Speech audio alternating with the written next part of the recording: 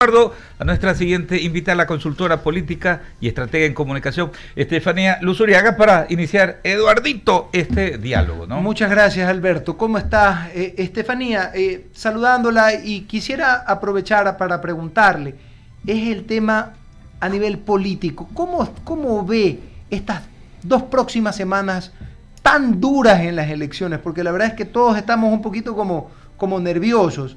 Y la gente está dándose pepazo tras pepazo. O sea, usted ve un candidato y una candidata que se dan todos los días durísimos. Cuéntenos un poco qué opinión le merece y cómo ve la elección hasta el día 13, el domingo 13 de abril. Eduardo, mucho gusto. Buenas tardes con todos. Bien, ¿cómo veo la elección? Creo que vemos una elección polarizada, pero no necesariamente ideologizada. ¿Qué quiero decir con eso? Es claro para toda la ciudadanía que estamos en un escenario que es binario. Tenemos el oficialismo, el gobierno de Daniel Noboa versus Revolución Ciudadana. Lo que me parece interesante es que a partir del debate se evidencia con mayor claridad que esa polarización es una polarización más emocional que programática. ¿Qué quiero decir con eso? Que las grandes diferencias que podrían ser de orden ideológico se están disipando y vemos, por ejemplo, a la candidata Luisa González utilizar dispositivos de enunciación donde hace mención a, digamos, elementos que suelen ser más de centro derecha y viceversa. Entonces, realmente digamos, esa polarización, ese quehacer binario, en mi opinión, se va a ir marcando más por percepciones, percepción de orden, percepción de estabilidad, de seguridad, la configuración en el imaginario del pasado reciente. En ese sentido, vamos a ver 2 semanas de una campaña centrada en valores percibidos más que en constructos ideológicos profundamente debatidos. Perfecto. Alberto Quintana. Sí, y justamente, ¿no? Son 12 días, ¿cómo le va? Qué gustazo poderla saludar. Son 12 días básicamente, ¿no? Lo que nos resta. De alguna manera, ayer como que se percibía un toque de dulcificación. En medio de todo, incluso lo que decía Eduardo, dulcificación de la campaña. Y digo esto porque llegaba un mensaje distinto. Y en ambas corrientes, ¿no? En ambas tendencias, buscando o apelando, en el caso de la candidata González, estaba en la provincia de La Suay, en Cuenca, hacía un recorrido, y la escuchaba pues con este mensaje de apelar a la unidad nacional. De su lado también el candidato presidente, luego de la reunión que tuvo pues con el Comité Empresarial Ecuatoriano, con todos los representantes del sector empresarial allá en Quito, pues hacía público una carta, y era dirigida a los ecuatorianos, ¿no? En primera persona, directamente hacia ese electorado. Me daba la impresión de que los candidatos como que notaron ese hartazgo, ¿no? Y eso es una cuestión que es fácil de percibir, ¿no? A nosotros nos pasa aquello también. Estamos hartos de las organizaciones políticas, de la corruptela, de quienes han hecho liderazgo político acá en nuestro país, y eso se evidencia, ¿no? En la calle. No sé exactamente cómo lo sintoniza usted. Bien, definitivamente, como mencionábamos hace un momento y partiendo de la idea que la elección no se va en mi opinión, no se va a definir por grandes diferencias de orden ideológico, sino más que nada por la configuración de un imaginario colectivo, de un futuro posible y de una gestión viable. En ese sentido, yo creo que los candidatos han dado un giro hacia la movilización. Vimos que el inicio de la campaña, del balotaje, con el debate, estuvo enfocado principalmente en sostener, en mantener los votos duros, en reafirmar y radicalizar el discurso, cada uno hacia su, digamos, hacia su propuesta, para continuar y garantizar a ese votante captivo tanto el modelo político como el estilo de liderazgo y de esa manera hacerse a esos votos que ya tuvieron en la primera vuelta. Pero sí coincido con usted en que hemos visto a partir de esta semana, inclusive en estos esfuerzos por generar del lado de Luisa González este gran acuerdo, decía ella, en el que se reunió con Leonidas Giza, y en el caso de Daniel Noboa, este encuentro con el presidente Trump, y en Miami con los ecuatorianos que residen en ese estado. un giro hacia la movilización. ¿Qué quiere decir un giro hacia la movilización? Quiere decir que están empezando a implementar estrategias de campaña que buscan llegar al voto indeciso. Y ese voto indeciso, ese voto blando, es un voto que busca un discurso más moderado, busca un discurso menos confrontativo, justamente porque no es 100% favorable a uno u a otro. Entonces, creo que eso es lo que están intentando. Claro, es una marcha contra el reloj. Es precisamente pues consultora política y estratega en comunicación, Estefanía Luzuriaga, y precisamente Michelle Maffei continúa con esta entrevista.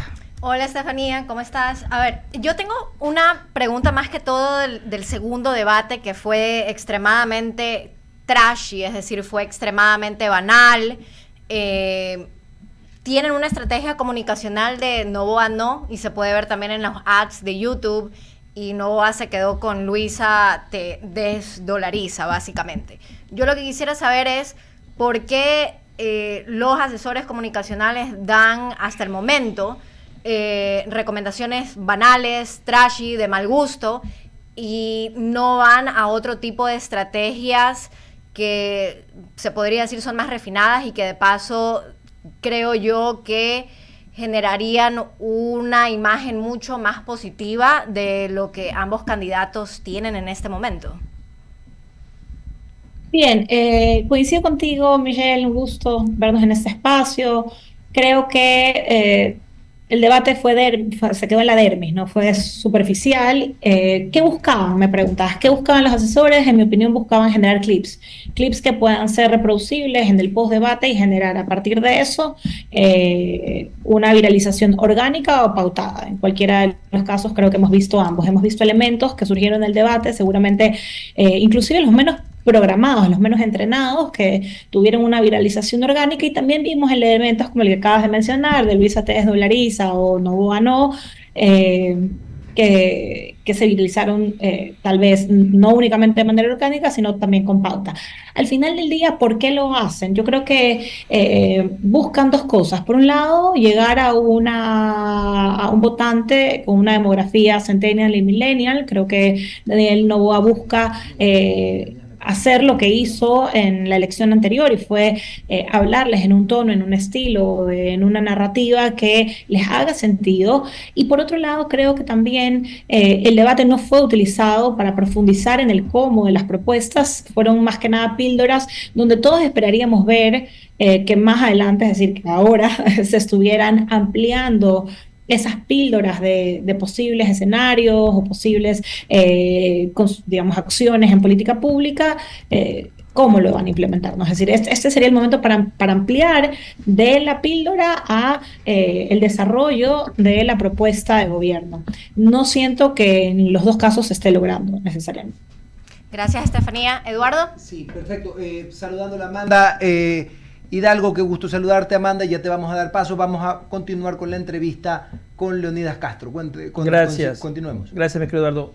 Quería consultarle un poco a propósito de lo que están haciendo los candidatos. Vemos también que la campaña se ha trasladado a la Asamblea Nacional. El uno habla fiscalizarle al otro, el uno le quiere fiscalizar el viaje del presidente Trump a Estados Unidos, que si se reunió con Trump, que si hubo invitación o no, y el otro quiere fiscalizar lo que pasó en Esmeraldas, que hablan hasta una supuesta fiesta después de la sesión donde se aprobó esta jornada legislativa. Le pregunto, esa polarización que estamos viendo en extremis, ¿cuánto podría definir el finish el día 13 de abril? ¿Ayuda, no ayuda o seguimos entrampados en la polarización?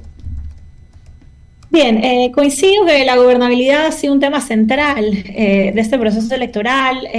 Realmente lo que estamos viendo es el fenómeno de una asamblea y de un poder legislativo fragmentado. Realmente creo que los ecuatorianos en general añoramos ese acuerdo, esa alianza que hubo al comienzo de este gobierno en la Asamblea, que permitió dar pasos en pro de la seguridad, que se sumó a la propuesta del candidato presidente en este momento, pero en ese momento candidato Daniel Noboa, donde de alguna manera se pudo construir un camino, que seguramente será un camino largo, para fortalecer el papel del Estado y de las fuerzas del orden público en relación a los grupos de delincuencia organizada. Pero eso no es más desde previo al inicio de la campaña, con el antecedente de lo ocurrido en la Embajada de México, se evidenció esta fractura, y esta fractura lo que ha hecho es incrementar la confrontación.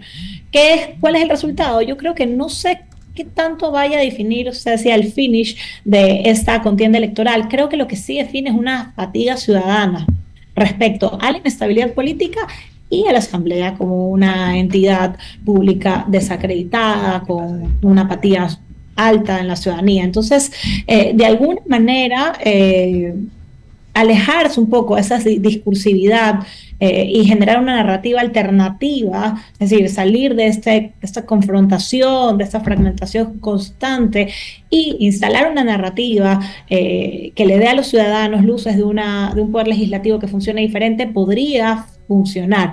En ese sentido, yo creo que el candidato Daniel Noboa ha intentado generar esa narrativa a partir de la idea, pues, de esta constituyente, ¿no? Como una vía para justamente llegar a estos electores moderados que están, digamos, fatigados, cansados, saturados de esta confrontación constante.